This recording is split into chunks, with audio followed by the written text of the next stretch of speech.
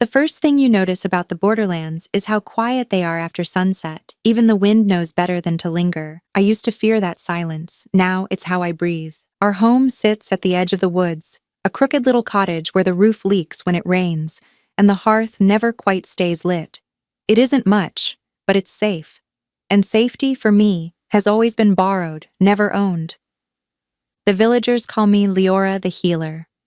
They come when their children fall sick, when their crops rot, when the fever takes their elders. They pay me in bread, herbs, or silence, whichever they can afford. None of them ask where I learned the craft, or why my eyes glow faintly silver when I work. In the borderlands, you don't survive by asking questions. Still, sometimes I catch the whispers. She lives alone. She doesn't bow on moon nights. She's not one of us. They aren't wrong. I was born under the royal moon, raised among wolves who believed loyalty was measured by obedience. When I refused to obey, I was exiled. The High Alpha called it mercy. I've learned since that mercy from tyrants is just another form of punishment. Now, I live for one thing, Eden. My daughter is 6, maybe 7. I've stopped counting the years because counting reminds me of what I lost. She has my hair, a wild storm of brown curls, and her father's eyes, gold as the midsummer sun, eyes that see too much. She's outside when the night comes, chasing fireflies through the fog, her laughter a sound I never get used to.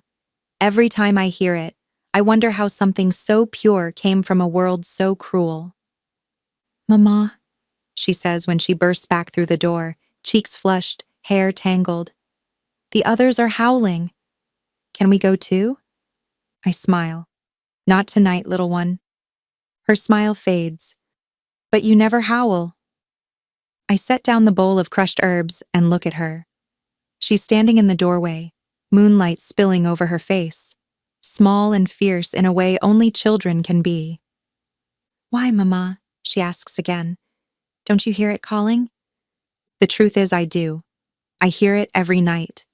The pull of the pack, the whisper of the bond that once tied me to a kingdom of wolves. I hear the ache of it like a ghost scratching at my bones.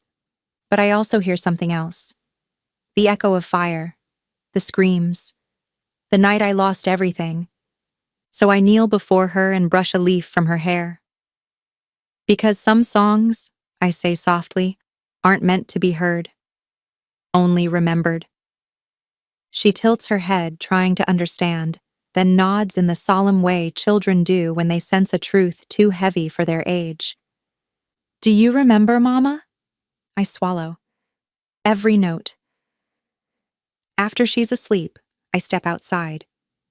The forest glows silver, alive with the distant howls of wolves under the full moon.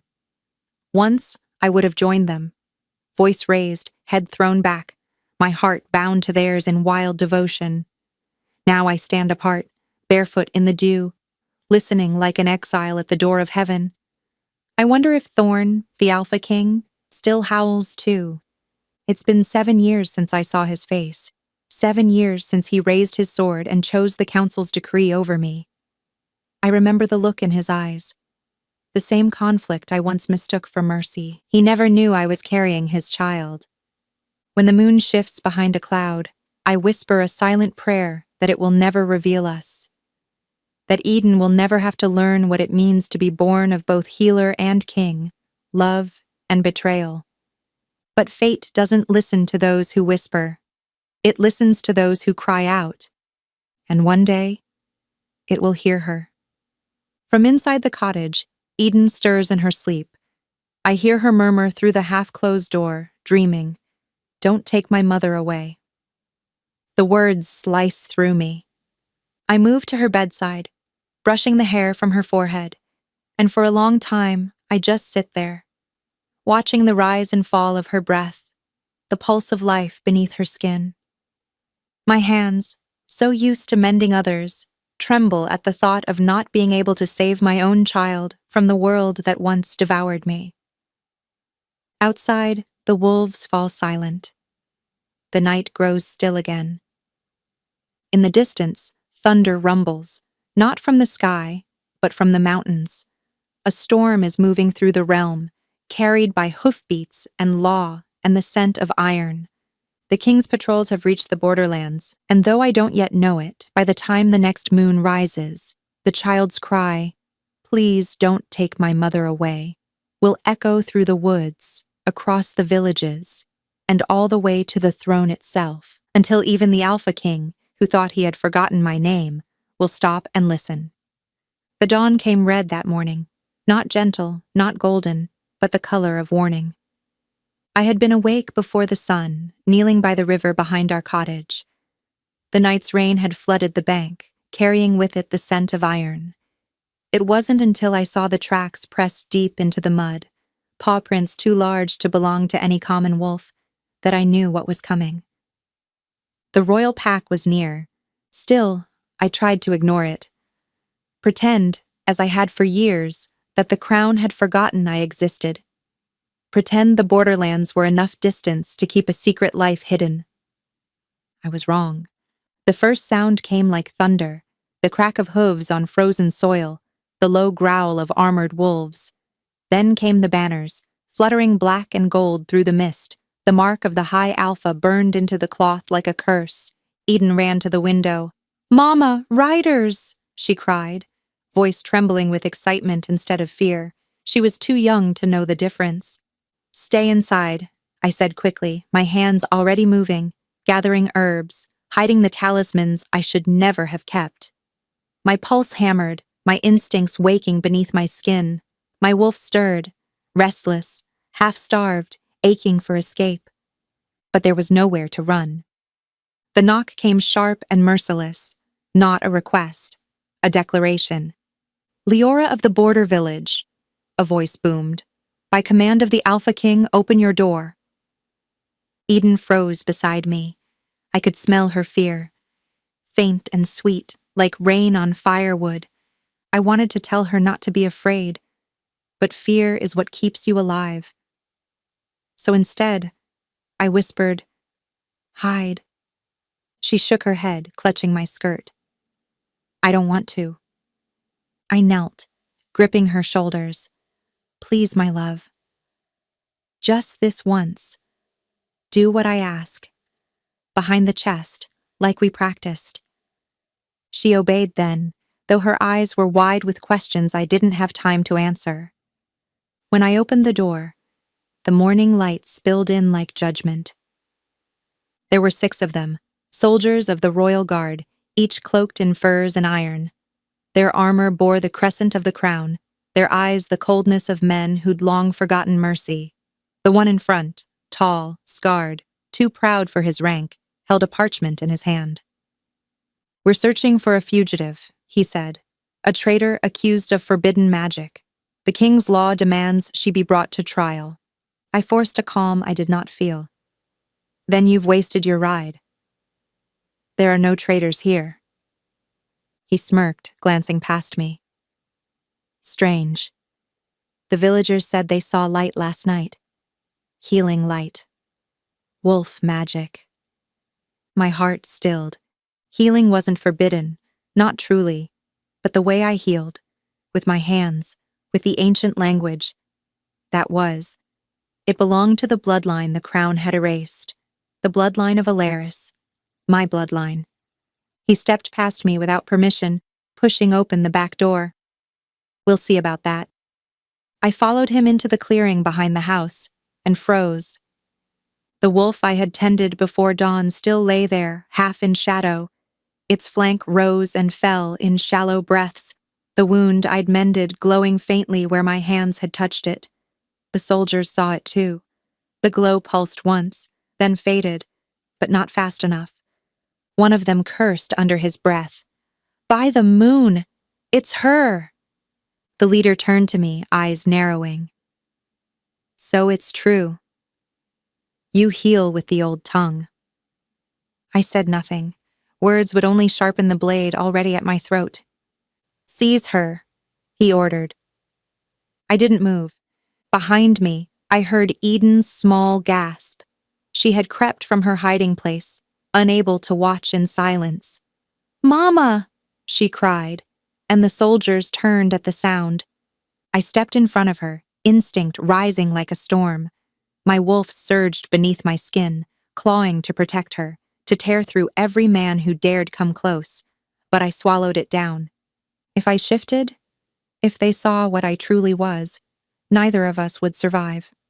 I lifted my hands slowly, palms open. "I'll come," I said quietly. "Just don't touch her." The leader hesitated, perhaps surprised by how easily I surrendered. He didn't understand that strength sometimes looks like stillness. As they bound my wrists, I met his gaze. He thought he saw compliance. What he didn't see, what he couldn't see, was the faint shimmer in my eyes. The old power had woken. It moved like light behind my irises, silver and soft, ancient as the first moon. The same mark the royal blood once carried, the one the High Alpha had sworn to destroy generations ago. The soldier's confidence faltered for a breath. "What are you?" he whispered. I smiled faintly, though my throat ached with the weight of it. "The mistake your king keeps trying to forget." Eden's fingers clutched the edge of my skirt, trembling. I looked down at her, my small, stubborn miracle, and forced my voice steady. "It's all right, little one." She shook her head, tears glistening. "Please don't go." My heart broke in that moment, not from fear, but from knowing that history had found me again, and this time, it had seen my child. As they dragged me toward the waiting horses, the wounded wolf behind us lifted its head and howled. The soldiers flinched. The villagers who had gathered at the edge of the clearing crossed themselves, and above us, the rising sun caught the silver in my eyes, turning them bright enough for the world to finally remember what it had tried to erase. The blood of the alphas still lived, and it had never stopped watching. The forest was still waking when they took me. The soldiers marched in silence, their breath rising in pale clouds, their boots striking the frozen path with the rhythm of judgment. Chains bit into my wrists. I didn't fight them. I'd learned long ago that resistance only gave men permission to be cruel.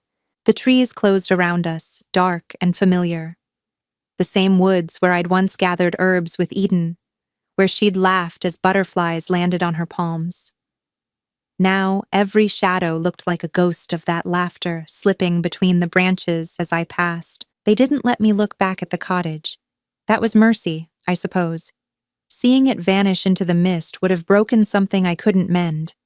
I told myself she was safe, that she was hiding the way I'd taught her, that the soldiers hadn't seen her, that she'd wait until the sun rose high, and then she'd run to old Mira's house by the well, the only neighbor I trusted. But even as I told myself those lies, my wolf whispered the truth. Eden was too much her mother's child. She would never hide while I was taken. The leader of the guard, a man named Garin, rode ahead on horseback, glancing back only once. "The king will decide what's to be done with you," he said. His tone was calm, but his hand tightened on the reins. "If I were you, healer, I'd pray he shows mercy." "I stopped praying years ago," I said. He frowned but didn't answer.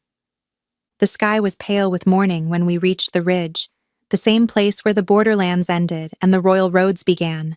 Once we crossed, there'd be no turning back, no village, no witnesses, no escape. That's when I heard it.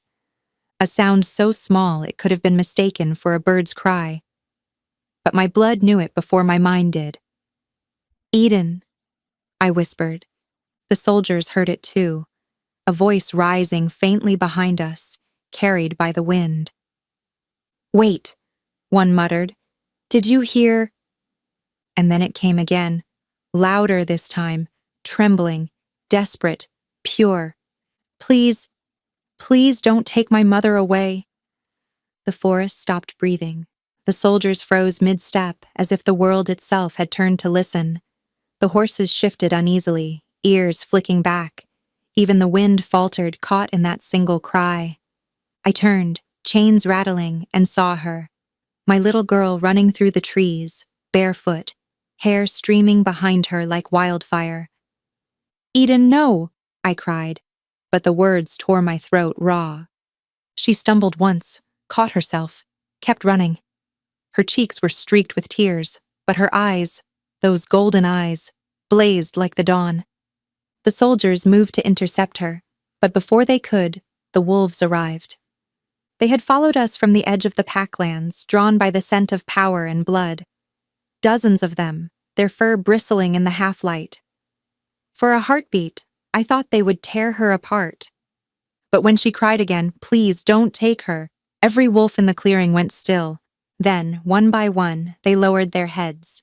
Even the alpha's hound, massive and battle-scarred, whimpered softly and sank to its knees. The soldiers backed away, muttering prayers. "What is this?"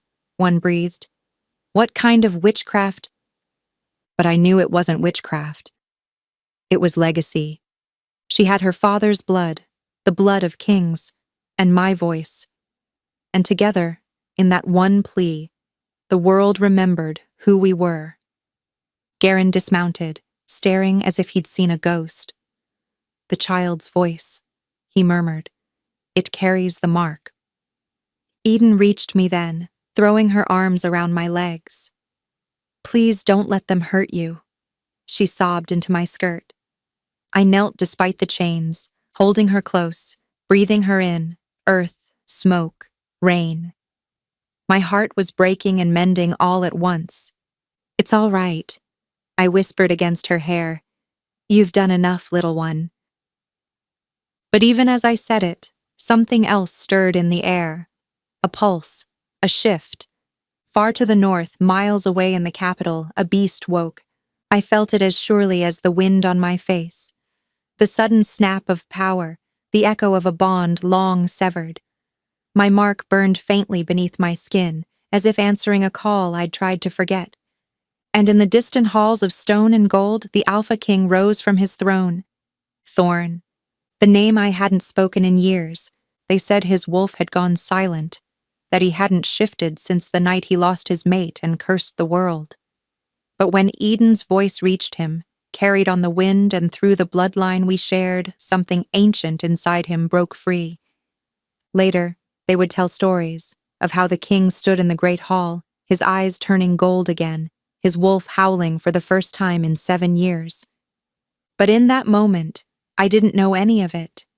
I only knew the forest had gone silent, the soldiers too afraid to move, and my daughter clinging to me, as though the world would shatter if she let go. I looked up at the rising sun, my heart heavy with a truth I could no longer deny. The past had found me, and the king who once condemned me had heard the cry of his child, and was coming. The moon was high when the messenger came. I'd been awake long before the knock. Sleep no longer visited me easily. For 7 years, I'd ruled by the light of discipline alone. Order had replaced warmth, law had replaced faith. And mercy. Mercy was a word I'd buried beside the woman who once spoke it. The fire in the war room had burned low. Maps littered the table before me. Borders, fortresses, trade routes. The fragile scaffolding of peace that only fear could maintain. Fear of me. When the door opened, I didn't look up.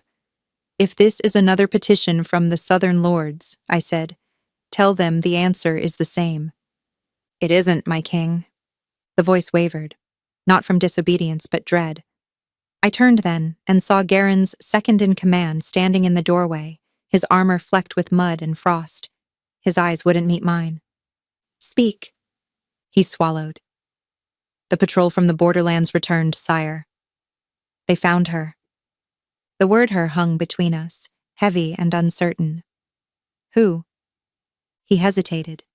A mistake. My wolf stirred, restless beneath my skin. "Who?" I repeated, quieter this time. "A woman," he said quickly. "A healer accused of using the old ways. The soldiers claim she bears the mark of Alaris." The room went still. Even the fire seemed to bow to the silence. The mark of Alaris. For a long moment, I said nothing. I stared down at the table, at the ink-stained maps I'd spent half a life perfecting. Every border, every rule, every decree meant to keep the wildness at bay. The blood of Alaris was supposed to be gone. We had made sure of that. I remembered the night of the purge, the screams, the smoke, the scent of burned herbs in the air. I had been a boy, hiding behind a pillar while the High Alpha declared the healer's bloodline cursed. My mother had stood among them, pleading for mercy. "Their magic heals," she'd said. "It does not corrupt." The council called it treason.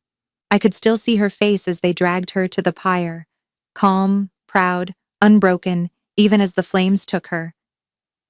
I had looked away only once, when she screamed my name. That was the night I learned what mercy costs. Since then, I'd ruled without it. I'd built my throne on silence and obedience, not faith or forgiveness. I'd told myself that was how a kingdom survived. But now, this, the mark of Alaris. My mother's last words echoed in my skull like a curse. Their line will return when the moon remembers. I stood abruptly, the chair scraping across the stone. The soldier flinched. "Where is she?" I asked. "Being held in the northern fortress, sire. Garen's men have already begun the questioning." "Questioning?" I snarled. "Do they know what that mark means?" He hesitated. "They think she's a witch." My hands clenched. The wolf within me, the one I'd starved for years, rose like a tide. My vision blurred at the edges, gold bleeding through. "Prepare my horse," I said. The soldier blinked. "Now?" "But the roads." "Now." He bowed and fled, the door slamming shut behind him. For a moment, I was alone again, alone with the ghosts. I crossed to the window, staring out at the city sprawled below. The moon hung low and swollen, silver light spilling across rooftops and towers. Once, I'd loved that sight. Now I could barely stand it. The moon saw everything. The lies, the betrayals, the blood I'd spilled to build a peace that would never last. And beneath it, somewhere beyond those mountains, a woman with a forgotten name sat in chains, accused of the same sin that had killed my mother. I pressed a hand to the cold glass. My reflection stared back.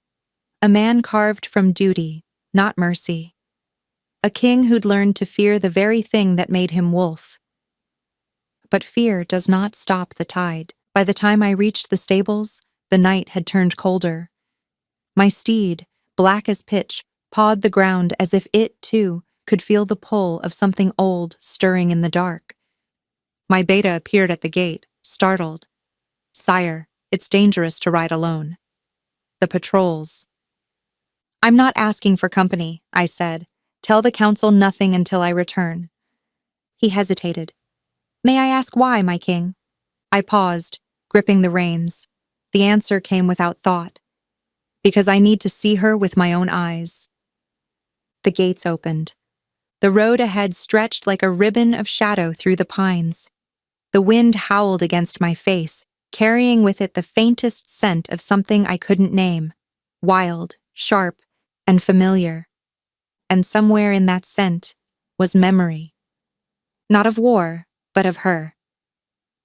I didn't know who she was yet, this healer with the forbidden blood, but I could feel it. The same way I had once felt my mother's last heartbeat from miles away. The same way I felt the moon's pull in my bones, no matter how hard I tried to deny it. When the first howl rose in the distance, I let it answer me. For 7 years, my wolf had been silent, but tonight, as I rode toward the woman who carried the mark of a past I'd tried to erase, the silence broke. And the Alpha King howled again. They dragged me through the gates of the northern fortress at dawn. The air was sharp with frost, the kind that burns when you breathe. Chains bound my wrists, silver biting into skin until I could smell the faint sweetness of my own blood. Around me, soldiers kept their distance, not out of respect, but superstition. They'd seen the glow in my eyes when they caught me. Wolves fear what they don't understand, and they understand very little of mercy. Inside, the fortress smelled of iron and ash, the kind of place where truth came to die beneath the weight of law. The guards led me down a corridor lined with torches until we reached the council chamber, a long vaulted room with banners hanging like severed tongues from the ceiling. At its center stood a table carved from black oak, polished until it reflected every trembling face seated behind it. The High Council of Alphas. I'd stood before them once, years ago, when my name still carried honor. Back then, they had called me Leora of the Royal Healers Circle. Today, they called me traitor. The head counselor, a wolf named Garen, the same man who'd ordered my capture, looked up from his parchment. Leora of the Borderlands, he said coldly, you stand accused of forbidden magic, the practice of lunar healing, an art outlawed by the High Alpha's decree. Do you deny it? I didn't answer. Silence rippled through the room. Garen frowned. You will speak, or we will take your silence as guilt. I looked past him, toward the open window at the far end of the hall. Through it, the morning light spilled in, soft, golden, untouched by judgment.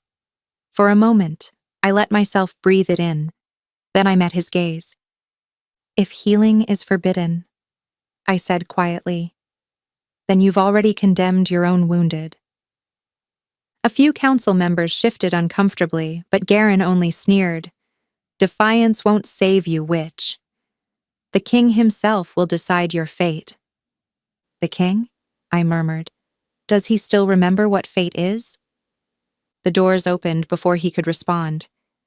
Every wolf in the room straightened as Alpha King Thorn entered.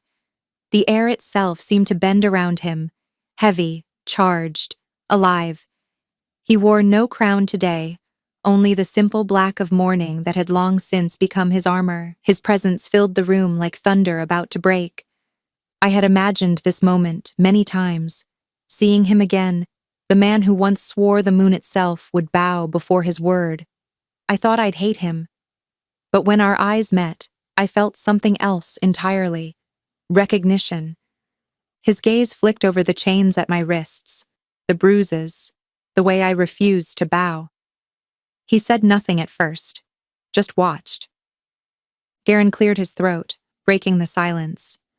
Your Majesty, we bring before you the fugitive found practicing the old arts. She healed a dying wolf with light, defying your law. We await your judgment. Thorn's expression didn't change, but something in his jaw tightened. He turned to me. Is it true? I held his gaze. It is true that a wolf was dying. It is true that I saved him. The rest is your council's story, not mine. He studied me for a long moment. His eyes were the same, gold-rimmed in shadow, steady and unreadable. The eyes of a man who'd built a kingdom out of walls. Do you know the punishment for such a crime? He asked softly. I know what your laws demand, I said, but laws and justice are not the same thing. A murmur spread through the council. Garen slammed his palm on the table.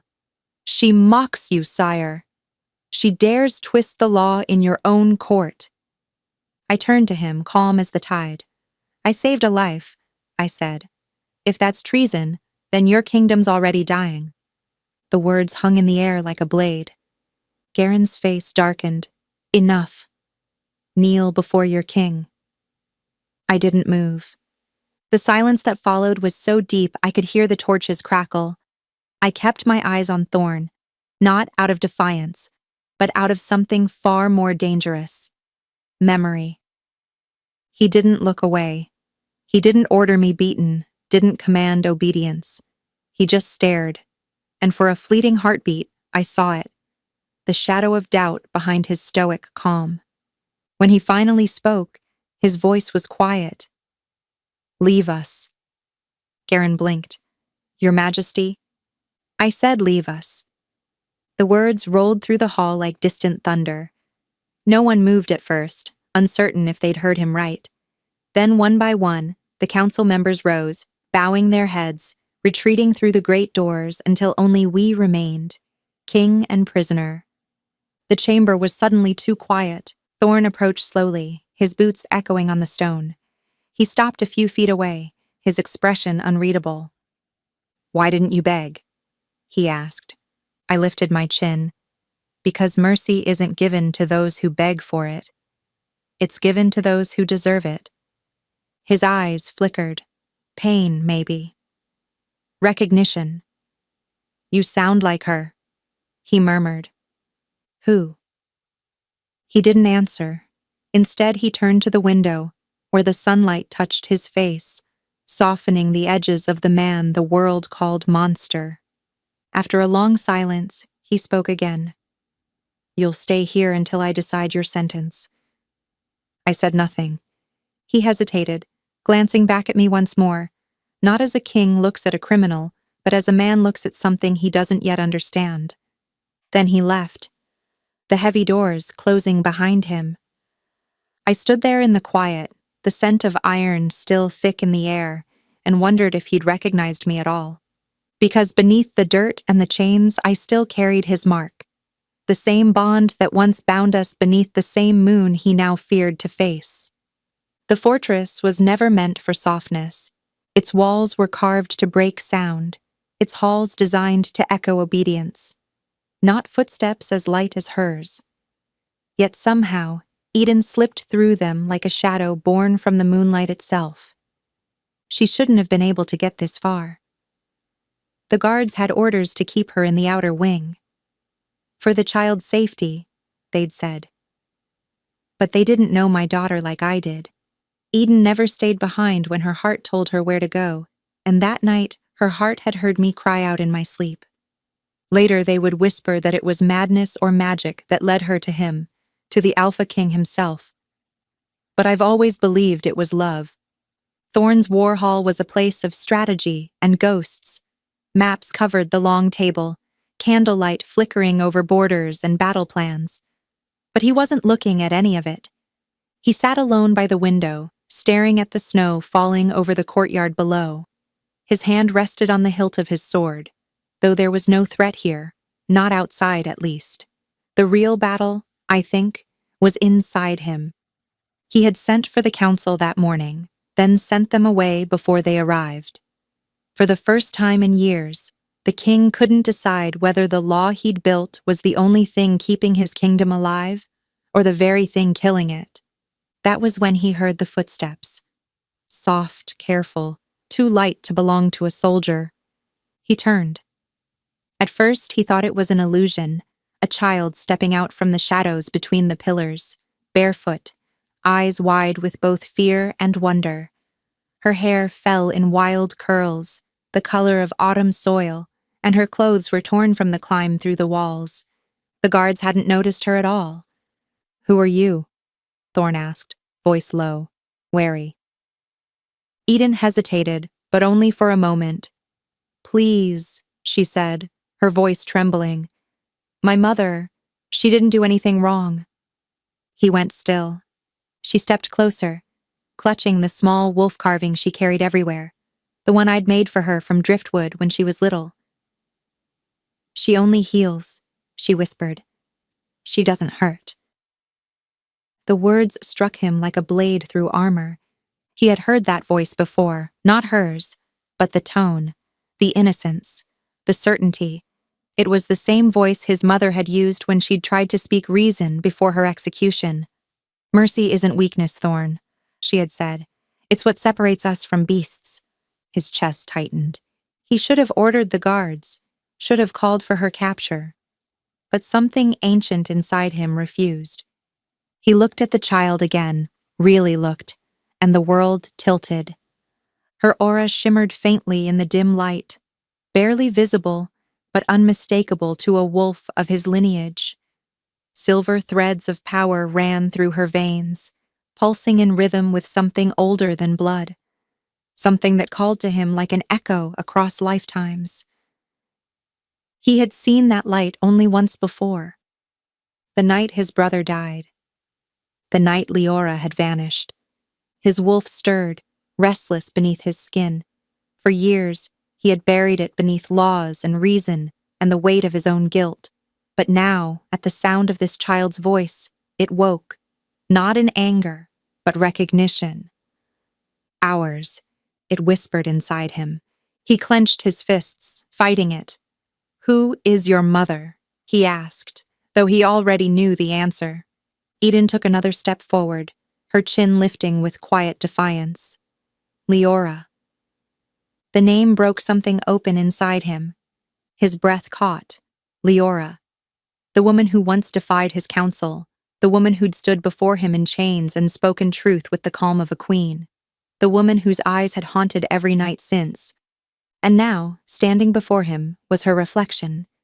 Smaller, braver, and impossibly pure. He swallowed hard. "How did you get in here?" She blinked. "I followed the moonlight.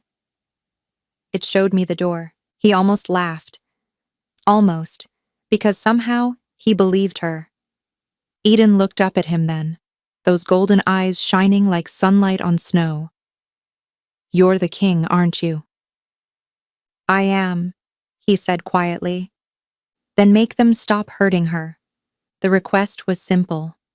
The command of a child who didn't yet understand the weight of a kingdom's laws. Or perhaps understood it better than anyone. For a long time, Thorn didn't move. His wolf's heartbeat thundered through him, wild and unrestrained. The air shimmered faintly around them, heavy with something sacred. He took a step closer. The scent of her hit him, wildflowers, rain, and something achingly familiar. Alaris blood. The realization hit him like lightning. His hand trembled. "Who is your father?" he asked, though part of him already dreaded the truth. Eden tilted her head, confused. "Mama never told me." Her innocence struck deeper than any confession could. He stepped back, the world spinning.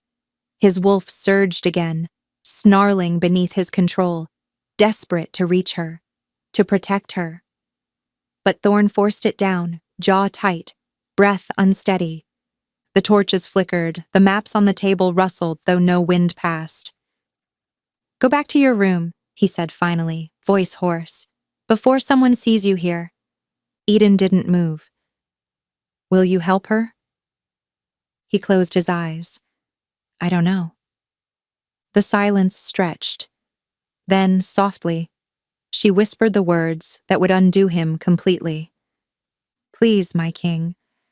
The title trembled from her lips, innocent and pleading, and his control broke. His wolf answered, not with words, but with a low, guttural growl that shook the air itself. The gold in his eyes blazed, and the power of his bloodline, the ancient line of the first alphas, surged through the hall. Eden gasped, but she didn't step back. She simply looked up at him, unafraid. And for the first time in 7 years, Thorn Draven realized what he had done. He had condemned his own blood. He sank to one knee before her, his breath trembling, his voice rough and human again. "You shouldn't be here," he whispered, "but you've reminded me what I've forgotten." "What's that?" she asked. He looked at her, the child born of light and defiance, and answered, "How to listen." And somewhere deep within the fortress, the moon rose higher, silent witness to a king learning, at last, that the voice of mercy could sound like the cry of a child. The relic waited in silence, a stone disc carved with the mark of the moon, half buried beneath centuries of dust. It had been locked away since before my reign, in the vaults beneath the citadel. My father called it the curse of Alaris. I had believed him. I had believed all of them, the council, the priests, the keepers of the laws who claimed the old blood was dangerous. Until now. Until her. Leora. She stood before me, chained once more, the silver cuffs glinting faintly in the torchlight. Her wrists were raw, but her gaze, God's, her gaze, was steady. Calm, even. That calm was what frightened me most. It wasn't surrender. It was knowing. The relic pulsed faintly on the table between us. The council had ordered it brought here, demanding proof of corruption. But I'd dismissed them all. Tonight, there would be no witnesses, no voices, but ours. You know what this is, I said quietly. Her eyes flicked toward it. The memory stone, she whispered, carved in the age of first light. It doesn't lie. No, I said. It doesn't. I hadn't meant to sound cruel, but truth was a weapon in my family, and I had learned to wield it before I learned mercy. I reached for the relic. It was cold, impossibly cold. Runes ignited beneath my touch, bleeding silver light that crawled up my arms and filled the room. I should have let go, but I didn't. Something in the stone reached back. The world fell away. I saw her first, younger, unscarred, her laughter like the chime of wind through glass. She stood in a field of moon lilies, her hands glowing faintly as she healed a wounded wolf, and beside her was my brother, Alaric, the heir I once envied, the brother I loved and failed.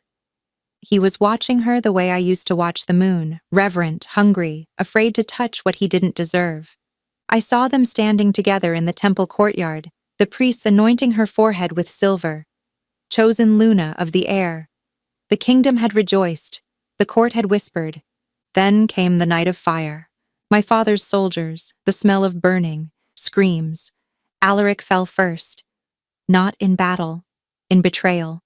A blade through the back by his own guard, the same guard who swore loyalty to my father's throne. And Leora, God's Leora, she ran through the flames, clutching something in her arms, not a weapon, a child. The vision blurred, shifted, burned brighter. I saw her standing before the temple as the roof collapsed, her body glowing with light that defied every law of nature. The last of the Alaris blood, the last of the moon's blessing. When the flames died, she was the only one who still breathed. I ripped my hand from the relic, gasping. The stone fell silent, its light fading to nothing. But the images remained, seared into my mind like scars. She hadn't been the traitor, she'd been the sacrifice. I turned toward her slowly. My father ordered that attack, I said, my voice raw. Didn't he? Leora didn't answer. She didn't need to. You were meant to be Luna, I went on, the words trembling out of me. To my brother. Her silence was unbearable. You loved him. Her lips parted, but what came out wasn't a confession. It was something softer, heavier. I loved what he wanted to be, she said, a king who could end the bloodshed. But he never got the chance. The torches flickered. I sank into the nearest chair, pressing a hand over my eyes.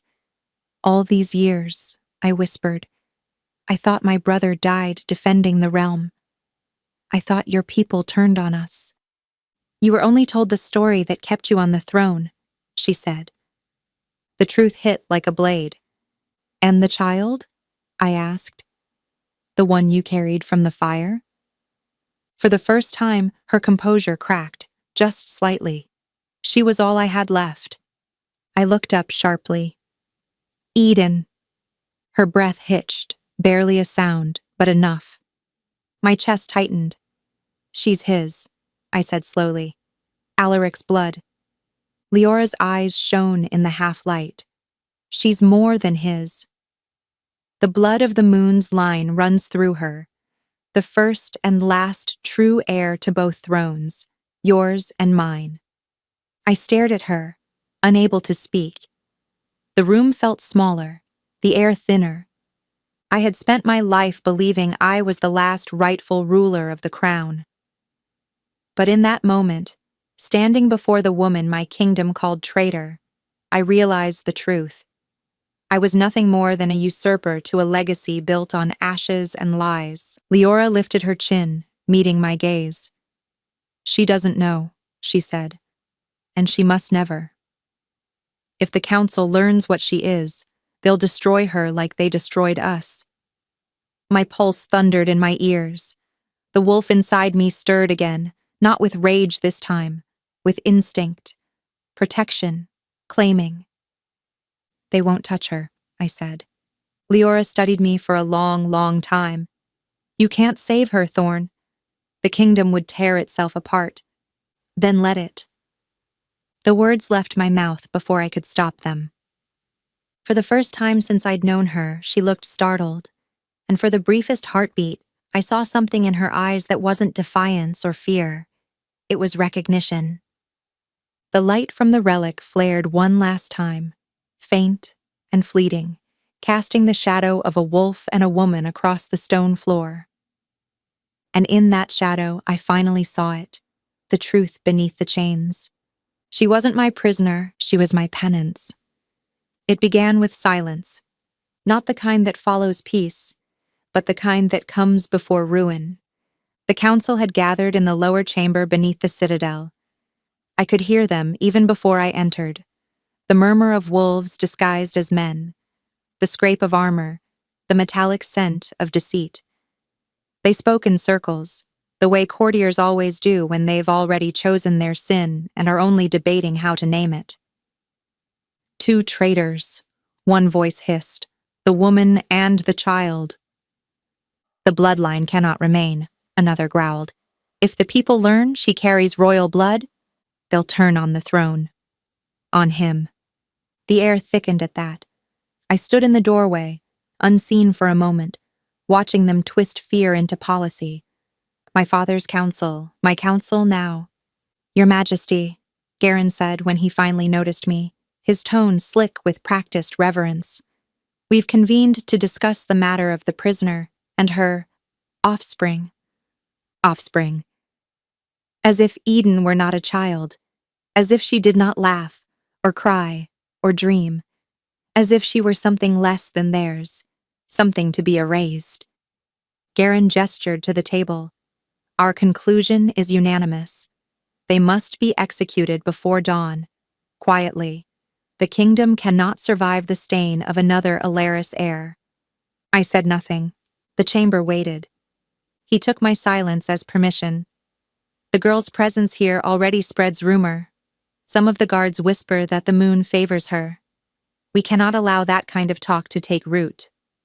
The people obey the law, sire, not myths. Still, I did not speak. Because if I opened my mouth now, the wolf inside me would not speak in words. It would tear and howl and destroy. Garen went on. We have prepared the formal decree. All it requires is your seal. He slid the parchment toward me. The wax stamp lay beside it, the sigil of my line, my father's seal, the one I had used 1,000 times before without hesitation. But this time my hand wouldn't move. I could still feel the warmth of Eden's small hand against mine the night before, when I had escorted her back to her quarters. The way she had looked up at me, not as a king, but as something far simpler, someone who could choose. She doesn't hurt, she had said. She only heals. Now the words echoed through me as if the walls themselves remembered. Garen cleared his throat. Your Majesty? I looked up. And if I refuse? The room shifted. Wolves stiffened. The air itself seemed to recoil. You would defy the council? Garen asked, incredulous. You would place your mercy above the law? My law, I said quietly. His nostrils flared. No law is above the throne, sire. Not even yours. And mercy is not what built your crown. It's what burned your brothers. A murmur of agreement rippled through the generals. I stared at the parchment again, the ink glistening like blood. Execution before dawn. No trial, no defense. Just silence. The same silence my father used to call justice. I rose slowly.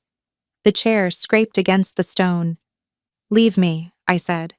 Garen hesitated. Your Majesty, the council. Leave me. Something in my voice made him bow his head and obey. One by one, they filed out, their steps echoing down the corridor until the chamber was empty, except for me, and the silence. I thought of my brother, of Leora, of the fire that had taken everything we once believed sacred. And now, History demanded I finish what they had started. I pressed my hands to the table, head bowed. My pulse thundered against the quiet. Then, faint at first, I heard it. A sound carried through the stone, soft and tremulous. A child's cry. It grew clearer, closer. The courtyard. Please, Eden's voice broke through the cold. Please, don't take my mother away. The words sliced through me like a blade through bone. My wolf rose before I could stop it, not from anger, but from recognition. The sound of her cry reached something ancient in me, something buried beneath the crown and the chains of duty. The beast inside me, starved for years, tore through the cage I had built. The candles flickered, the room shook, my vision blurred gold, every instinct screamed to protect, to tear down every wall that stood between her and safety. But the king, the part of me that had learned to bury instinct beneath law, didn't move, couldn't. I sank to my knees, trembling with the effort of holding myself back. The beast clawed at my chest, howling to be free. Outside, the sound of soldiers' boots echoed through the courtyard, the march of those who obeyed orders, not hearts. Her cry came again, smaller this time. Please, my king. I felt something break. I rose, slow and unsteady, the wolf's growl still caught in my throat. My reflection in the dark glass of the window was no longer that of a ruler. The crown, the command, the discipline, all of it had fallen away. There was only a man left, a man who had spent his life building walls so high even his own soul couldn't climb out. And yet now, because of a child's cry, the walls were trembling. I reached for the sword at my side, not as a weapon, but as a vow. The moon outside slipped behind a cloud. The light dimmed, the fortress breathing like a beast about to wake. For the first time in years, I let the wolf rise fully. Not the king. The wolf, and as the guards moved toward the prison gates, the silence shattered. Not with words, but with a roar that shook the heavens. The Alpha had answered. The courtyard was still when I stepped into it, the kind of stillness that precedes a storm. The moon hung low, pale and watchful, silvering the snow that blanketed the ground. Torches burned along the walls, their flames sharp and hungry. A ring of soldiers surrounded the platform in the center, the same platform where traitors were executed, where my father had burned mercy out of the kingdom and called it order. And on that platform stood Leora. Her wrists were bound, her hair wild in the wind, her eyes fixed not on me, but on the crowd that gathered like vultures around the scaffold. I could feel the tremor of fear in the air, but it wasn't hers. It belonged to them, to the wolves, who didn't yet understand that their world was about to break. Beside her, clutched in the arms of a trembling guard, was Eden. Her small face was streaked with tears, her lips blue from the cold. But when she saw me, she didn't hide. She straightened, my brother's fire and her mother's courage burning through her tiny frame, and cried out, "Please, don't take my mother away." The sound hit me harder than any blade could. The soldiers froze, even the wind seemed to stop, and then I saw it, the flicker of recognition in Leora's eyes, the faintest shake of her head. She was warning me, not for herself, but for me, because she already knew what I was about to do. I walked forward, slow, deliberate, each step echoing through the courtyard. The wolves parted instinctively, the way they always had, not from respect this time, but confusion.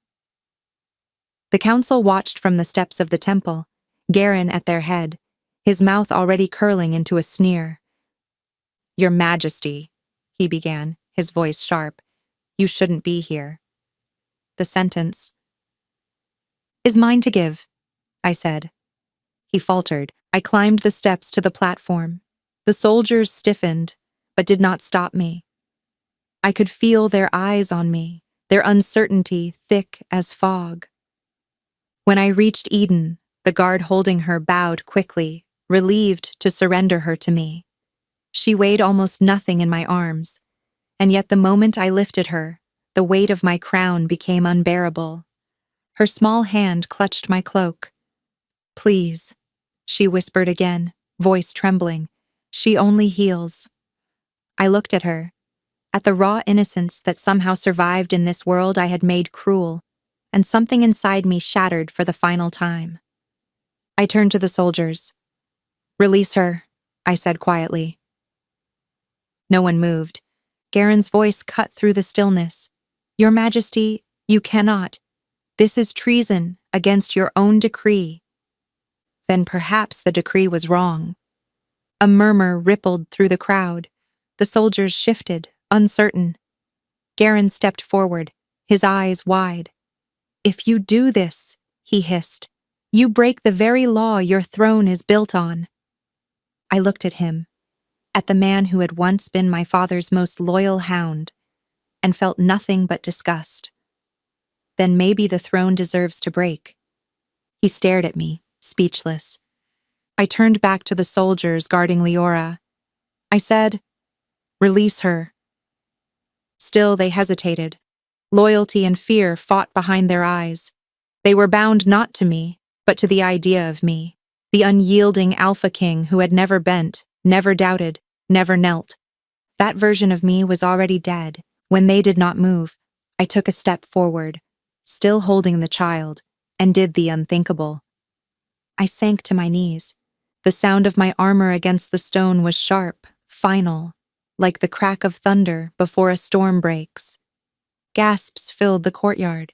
The council recoiled as if the ground itself had betrayed them. The Alpha King was kneeling, not in defeat, not in penance, but in choice. I set Eden gently on the ground beside me and met the eyes of every wolf gathered there. "You call yourselves a pack," I said, my voice carrying through the cold, "but you've forgotten what a pack is. It's not built on fear. It's built on bond, on blood, on trust." The wind howled, scattering snow through the torches. "If mercy is rebellion," I said, my voice steady now, "then let the crown bear its own punishment." Leora's chains fell first, the guards trembling as they unlocked them, unsure whether they were obeying or defying me. The silver hit the ground with a dull clang. She stood free, her wrists bleeding but her back straight, her gaze locked on mine. For the first time since I'd known her, she looked at me not with accusation, but something far more dangerous: belief. The crowd held its breath.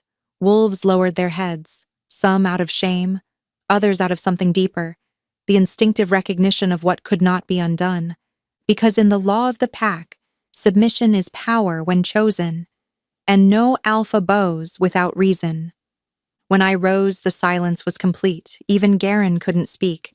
I took Leora's hand, her pulse steady beneath my fingers, and drew her close enough for only her to hear. "It ends tonight," I said. "No more chains. No more silence." She looked up at me, her voice trembling.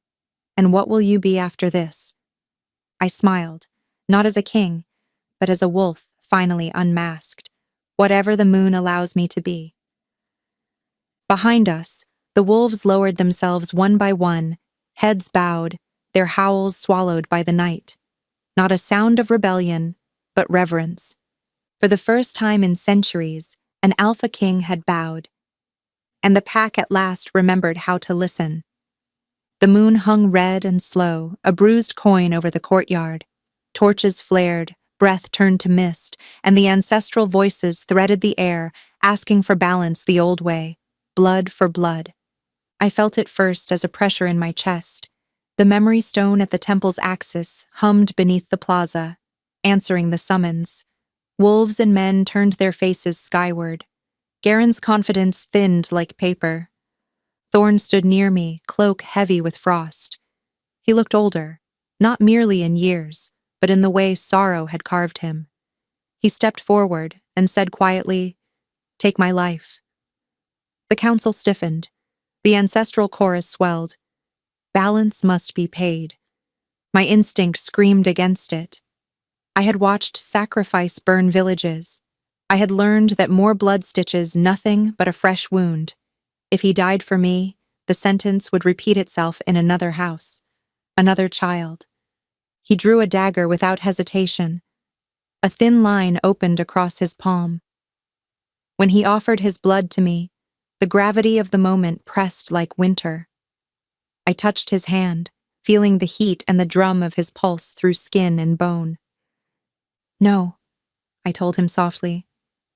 "If you die for me, the curse remains. You would gild the ledger with your name." The moon caught the word and held it. He searched my face, then bowed his head. "Then tell me what ends it," he asked. I placed my hand over his heart. The runes in the stone beneath our feet brightened. The memory stone sang, curious and expectant.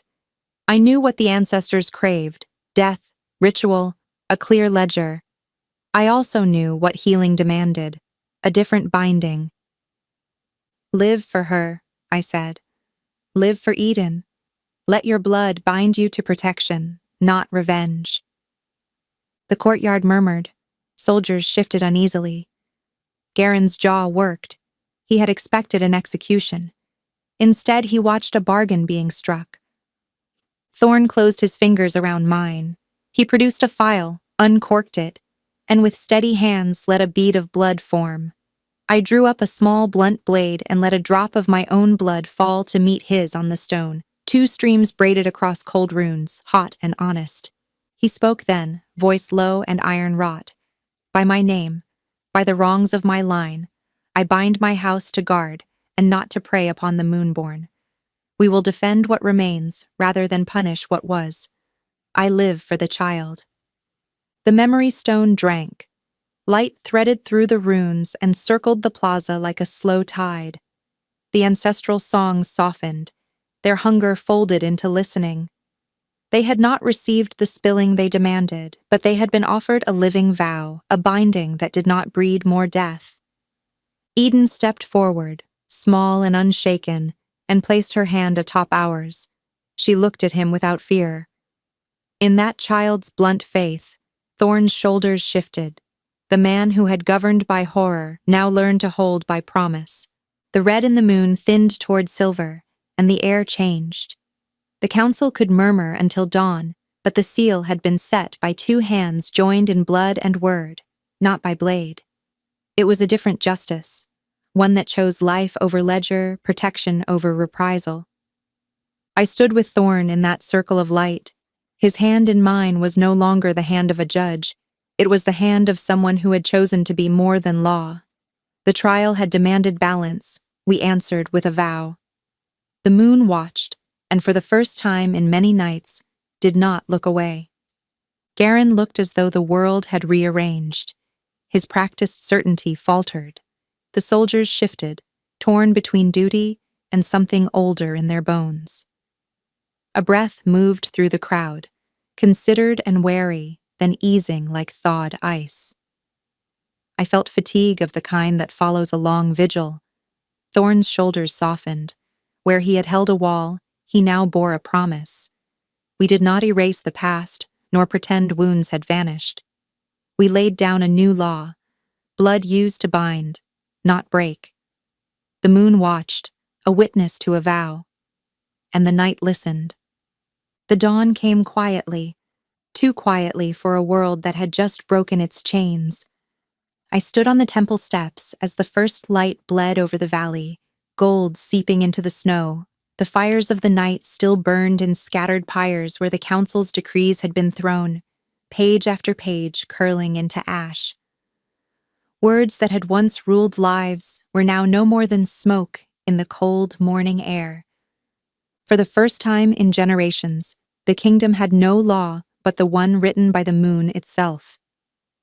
The parchment I held trembled slightly in my hand, not from fear, but from something deeper. Something I couldn't name. I'd spent half my life wielding decrees like weapons, believing structure could tame the wildness in us, but power built on fear doesn't last, it only waits for the right voice to rise against it. And last night, that voice had been a child's. Eden stood now at the base of the temple, her small hands wrapped around her mother's. The crowd surrounded them, wolves, mortals, omegas, alphas, each wearing the same expression: disbelief. They had come to witness an ending. Instead, they were about to see a beginning. I stepped forward and unrolled the parchment. The final decree, the last relic of the council's rule, lay before me. The script was old, the ink black as sin. It named hierarchy as sacred law, alphas as rulers, omegas as property, seers as tools. It was the spine of a kingdom built on chains. The wind rose, catching the edge of the paper like a warning. I spoke loud enough for every wolf in the courtyard to hear. By the moon's light and the blood of all who've fallen in her name, I dissolve the old law. From this sunrise forward, there will be no alpha, no omega, no division of worth. Every soul stands equal beneath her gaze. A murmur rippled through the pack. Some gasped. Others bowed their heads as if struck. Garen, who stood among the remnants of the council, took a step forward, his face pale. "You can't do this," he rasped.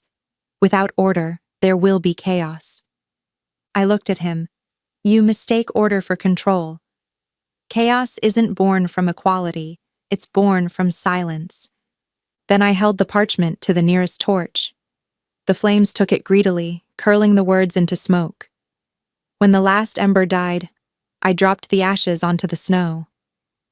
"The law," I said quietly, "is ash. Let the moon judge what remains." A long silence followed. The wolves didn't cheer, they didn't kneel, they only watched, uncertain whether to rejoice or mourn. Even freedom can frighten those who've never had it. Leora came to stand beside me. Her eyes, usually calm and distant, now shimmered with something unguarded. Hope, maybe, or grief too deep to name. She looked out at the crowd, and then up at the fading moon, still red at its edges. "You've undone centuries," she said softly. "No," I answered. "I've only begun to repay them." Eden tugged at her mother's sleeve and pointed toward the sky. The sun had climbed higher now, cutting through the mist, setting fire to the silver of the temple's spires. She stepped forward, her voice barely more than a whisper, but it carried through the silence like a prayer. He listened. The words struck me harder than any battle cry. Because they weren't meant for the wolves or the court, they were meant for me, for the man who had once thought power meant obedience, for the king who had ruled through silence because he feared the sound of his own heart. Now, as the wolves shifted and the crowd began to move, I felt that heartbeat differently, slower, surer, not the rhythm of command, but of belonging. Leora turned to me, the faintest smile touching her lips. "They don't know what comes next," she said. "Neither do I admitted. "But maybe that's the point." Below us, wolves began to unfasten the collars that marked their rank. Omegas stood shoulder to shoulder with their alphas, eyes reflecting the dawn. No one spoke, but in that silence, something new was taking root. A quiet understanding that the moon no longer chose kings. It chose witnesses. The world would not heal overnight. The scars of law do not fade easily. But somewhere in that courtyard, where ashes met morning light, I saw a glimpse of the realm we could become. One not bound by bloodlines or power, but by the fragile, defiant act of listening. The pack trembled, caught between fear and faith, and as I looked down at the child who had taught me both, I whispered to her, "The moon hears you now." She smiled, a small, knowing smile that seemed older than her years. Then she looked up at the crimson-tinged dawn and said again, more softly this time, "He listened." And for the first time since I took the crown, I believed her. The forest was quiet that night. Not the hollow silence of fear, but the kind that settles when the world finally exhales, when the old songs have ended, and something new begins in the hush between heartbeats. I walked alone beneath the moon's light, though I no longer feared what it might reveal. The kingdom had changed, The law that once bound wolves in chains of rank and blood had burned away with the sunrise, and in its ashes the forest seemed to breathe again. It was strange. This peace. For years I had ruled through noise, the clash of steel, the bark of orders, the endless rhythm of conquest. But now, the only sound was the wind through the silver leaves. The forest hummed with a language older than any decree, one that spoke not of obedience, but of belonging. The path curved toward the glade, where the silver tree grew. It had been sacred once, long before kings, before crowns, before the word alpha ever meant power. Its bark shimmered like moonlight caught in water, and its roots drank from a spring that never froze. That was where I found them. Leora sat beneath its branches, her cloak spread around her like spilled starlight. Eden was asleep in her lap, her small fingers curled against her mother's hand. The sight stopped me. I had seen her face in firelight, in chains, in defiance, but never like this, unguarded, at peace. The silver glow touched her hair, turning it the color of frost, and her breathing matched the rhythm of the leaves above her. When she looked up, she didn't rise, she didn't bow, she didn't need to. "You shouldn't be out here," she said softly. "Perhaps not," I answered, but I couldn't sleep. The silence is different now. She smiled faintly. "It's the sound of freedom. Takes getting used to." I walked closer, the earth soft beneath my boots. The wolves that had once guarded me with tooth and blade now lingered at the edges of the glade, silent and still. They didn't follow. They watched. They, too, were learning a new kind of silence. I knelt beside her, slow and deliberate. Not as a king this time, not even as an alpha, just as a man who had finally understood what it meant to listen. Eden stirred, blinking sleep from her eyes. Her gaze met mine, and for a moment, the weight of every sin I had ever committed pressed down like winter. She looked so much like my brother. The same golden eyes, the same unflinching innocence. "Your Majesty?" she whispered, voice small and uncertain. I shook my head. "Just Thorn." She sat up slightly, rubbing her eyes. "You came back." "I did." Her brow furrowed, as if testing whether she could believe me. "You won't take her away again, will you?" The question pierced me. It wasn't accusation. It was trust, asking for proof. I reached out, hesitated for the briefest moment, then brushed a strand of hair from her forehead. "Never," I said quietly, "because her song belongs here, and I was only ever meant to listen." The words felt heavier than any vow I had sworn before. Leora's eyes softened, though tears shimmered there. She placed a hand over Eden's shoulder, then over mine, the three of us bound not by blood, but by what had survived it. "The pack will follow you now," she said. I shook my head. "No, they'll follow her." The wind stirred again, carrying the faint, distant sound of howls, not the sharp call of dominance, but something gentler, mournful, grateful. Wolves all across the valley were lifting their voices, not in rage, but in reverence. The pack that once roared for conquest now bowed to quiet, not to power, not to me, but to the voice of a little girl who had refused to stop asking for mercy. I looked up at the moon, still hanging low above the trees. It no longer looked like judgment, only light. The same light that had once condemned me now touched my shoulders with something close to forgiveness. Eden yawned, curling closer to her mother. "Does this mean the bad dreams are gone?" Leora smiled. "It means the moon remembers us again." The child nodded sleepily, already half dreaming.